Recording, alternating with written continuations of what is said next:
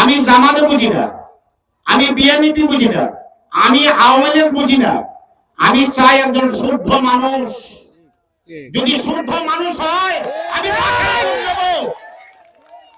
এই এলাকার যে অবস্থা, যে অবনতি, যে অবমূল্যায়ন, আমরা সরকারের কাছ থেকে বা রাজনৈতিক প্ল্যাটফর্ম থেকে যা কিছু পাওয়ার আমাদের কথা ছিল তা থেকে বঞ্চিত।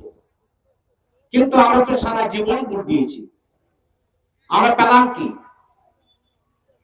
গুনিয়ারগাঁও থেকে এখানে আসা সম্ভব না কিছুতেই। যদি একটা রোগী মানে মৃত্যুর মুখে দাবিত হয়, মানে ছটফট করে মৃত্যুর জন্য, আমরা এই মুহূর্তে কিছুতেই তাকে সাল্লাহ পৌঁছানো সম্ভব হবে না, এই ব্যবস্থা নেই। তাহলে আমরা কতটুকু অবহেলিত আছি? তারপরে আজকের যে আমাদের এই নয়নমণি শিশিরমণি ভাই, ওনার সাথে আমার প্রথম পরিচয় সিলেটে। আমি তাকে চিনতাম না, আমি রাজনীতি করিও না। আপনারা সবাই জানেন আমি কীর্তন করি, গান কীর্তন করি। তাহলে সিলেট পরিচয় হলো। সিলেট পরিচয় আরো হওয়ার পরে আরো অনেক কথা হয় বা হয়েছে প্রাণগুলো ভাবে। দেখলাম যে ওনার কাছে একটা প্রাণবন্ত ভাব আছে, একটা প্রেম আছে। কি? যে মানুষকে তিনি ভালোবাসেন। তাই যিনি মানুষকে ভালোবাসেন তিনি আল্লাহকে ভালোবাসেন, তিনি ভগবানকে ভালোবাসেন। আর যিনি মানুষকে ভালোবাসেন না, তিনি আল্লাহকে যদি বলে ভালোবাসি মিথ্যাবাদী, যদি ভগবানকে বলে ভালোবাসি মিথ্যাবাদী। তাই ওনার সঙ্গে প্রায় আমার আলোচনা হয়। আমি জানতে পেরেছি, বুঝতে পেরেছি ভাবগতি। তিনি স্বার্থ রূপ নিয়ে, এই রাজনৈতিক ভাব নিয়ে তিনি এই জনসভায় আসেননি। তিনি চান যে আমি যা কিছু অর্থ অর্জন করেছি, যা কিছু বিত্ত অর্জন করেছি, আমি যা কিছু শক্তি অর্জন করেছি, যা কিছু জ্ঞান অর্জন করেছি, যদি মানুষের মাঝে বিলিয়ে না দিতে পারি, আমার মৃত্যুর পরে আর কিছুই থাকবে না।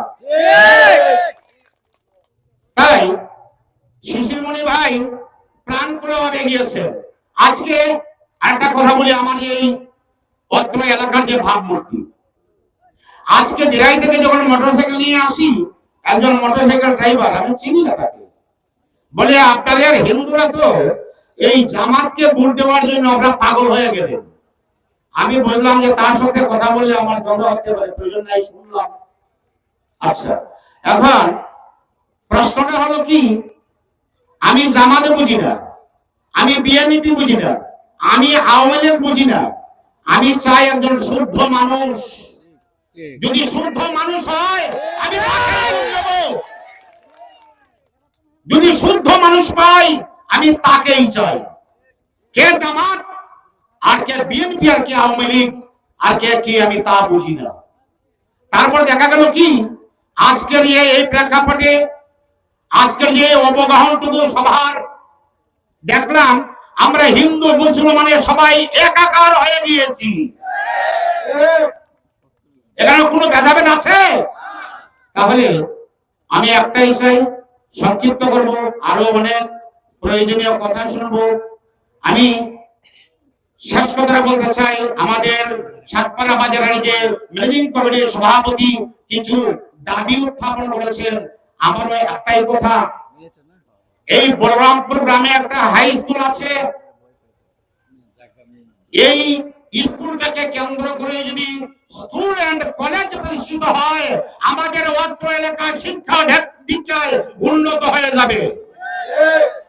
তাই শিশিরমণি ভাইয়ের কাছে একটাই আবদার, আমরা যেন শান্তিতে থাকতে পারি, আমরা যেন স্বস্তিতে থাকতে পারি, আমরা যেন একাত্মতা বোধ করে চলতে পারি, হাটে মাঠে ঘাটে আমরা যেন ঠিক আগের মতো যাত্রা গান গাইতে পারি, আগের মতো দুর্গা পূজা করতে পারি, আগের মতো আনন্দ করতে পারি।